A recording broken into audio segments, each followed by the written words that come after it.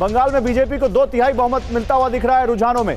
अभी रुझान में कुछ नतीजे भी आ गए। अब वो बाइफर्केशन हम आपके लिए अलग से करेंगे, लेकिन 196 सीट मोटा मोटी आप कह सकते हैं बीजेपी के पास जाती दिख रही है। टीएमसी की 93 सीटों पर ही बढ़त है, तो 2 अंकों में सिमट गई, जैसा कि पिछली बार हमने देखा था 3 अंकों में टीएमसी थी और 2 अंकों में बीजेपी थी। तो बंगाल में बीजेपी को 2/3 बहुमत मिल चुका है। इसी पर सरल पटेल जी बात करते हैं। सरल पटेल जी, 2/3 ले जा रहा है, 1/3 ले जा, 1/3 ले जा रहा है, आप कहां हैं?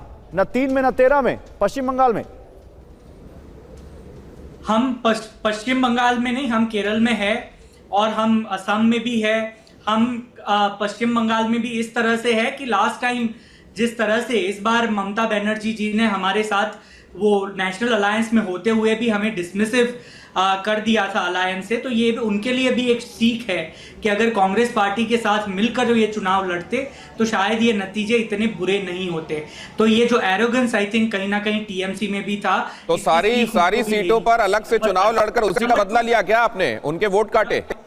नंबर 2, जो मेरे मित्र सिद्धार्थ यादव जी कह रहे थे कि कांग्रेस पार्टी को केरल में कोई शिकवा नहीं है, बिल्कुल शिकवा नहीं है, क्योंकि केरल में ना डिलिमिटेशन हुआ ना एसआईआर हुई।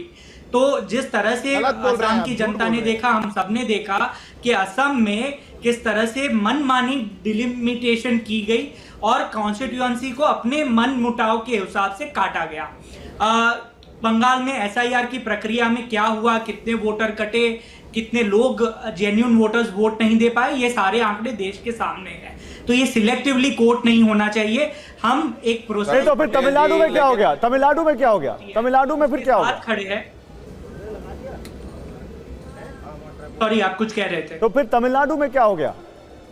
तमिलनाडु में जैसा कि हमने कहा कि we were part of the alliance but we were never part of the government. तो हमने अपने अलायंस धर्म का धर्म निभाया।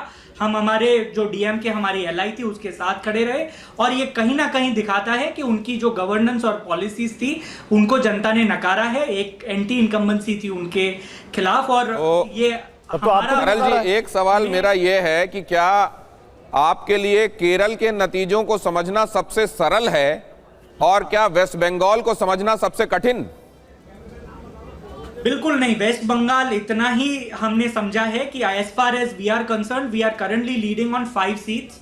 तो जो हमारा वोट शेयर है वो लास्ट टाइम जो हमने लेफ्ट के साथ मिलकर लड़ा था, और इस बार 294 सीट्स पर हम इंडिपेंडेंटली लड़े। आपको लगता है अगर सारी सीटों पर आप इंडिपेंडेंटली नहीं लड़ते तो शायद टीएमसी, जो कि इन अ वे आपकी अलाय तो है ही, क्या वो बची रहती सरकार में? ये आई थिंक ये जो आत्मचिंतन है वो टीएमसी को करना चाहिए कि क्यों बार बार एक एरोगेंट उन्होंने रुख अपनाया था, और ये कहीं ना कहीं उनके ओवर कॉन्फिडेंस और एरोगेंस ने नहीं। लेकिन ये एनालॉजी तो असम में भी लागू होती है। अगर आप एआईयूडीएफ के साथ होते तो शायद आज रिजल्ट कुछ और होता, वोट परसेंटेज मिलाए तो शायद कुछ और रिजल्ट वहां पे होता। वहां तो ये सारा आप अपनी सहयोगी पार्टियों पे क्यों डाल रहे हैं? ये कांग्रेस के ऊपर सवाल क्यों ना है कि उसने बड़ा दिल दिखाते हुए क्यों गठबंधन नहीं किया छोटी पार्टियों से? बिल्कुल, हम जहां पे भी सरकार, हम जहां पे भी लड़े, असम में सारी पार्टीज के लिए हमारे दरवाजे खुले हुए थे, लेकिन कोई मनमानी बात पर हम अलायंस नहीं करना चाहते थे। एक रिस्पेक्टेबल नंबर्स पे वो सीट लड़ना चाहते थे। हम we were in favour of that, लेकिन जो मनमानी बातें थी हम उससे अग्री नहीं हुए।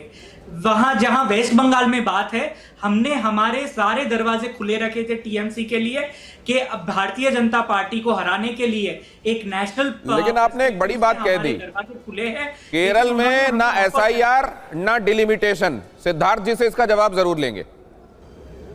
नहीं, ये झूठ बोल रहे हैं, गलत बोल रहे हैं। एसआईआर असम को छोड़कर के सभी राज्यों में हुई और एसआईआर से समस्या इनको केरल में नहीं थी, ऐसा ये बोलना चाहते हैं। देश भर के अंदर Rahul Gandhi model of politics जो है उसमें केवल एक ही बात है कि कहीं गलती से जीत मिल जाए तो उसका श्रेय जो अपने सर ले लिया जाए, हार मिल जाए तो उसके 1000 कारण हो सकते हैं। राहुल गांधी को छोड़ करके शतक बना रहे हैं आप हार का, उस शतक के बावजूद आप आत्मचिंतन नहीं कर सकते।